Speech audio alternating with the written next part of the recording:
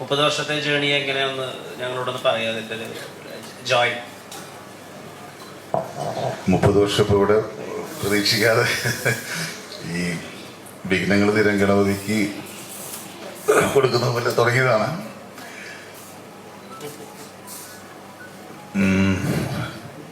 ഒരുപാട് സന്തോഷമുണ്ട് നീ നേരെ ചോദിച്ചു. ഈ ജേണി എന്ന് പറഞ്ഞാൽ അൺഎക്സ്പെക്റ്റഡ് ആയിട്ട് തുടങ്ങിയതാണ്. ആക്ച്വലി അന്നൊന്നും സീരിയസ് അല്ലായിരുന്നു. ആക്ച്വലി എന്താണ് ചെയ്തതെന്നറിയാതിരിക്കുന്ന സമയത്ത് തുടങ്ങി. സിനിമ ഒന്ന് കുറേ കാലം കഴിഞ്ഞ് നമ്മുടെ ജീവിതമാർഗ്ഗതാണെന്ന് അറിഞ്ഞു. കുറച്ചുകൂടെ സിനിമയെ സീരിയസ് ആയിട്ട് കാണാനും സ്നേഹിക്കാനും തുടങ്ങി.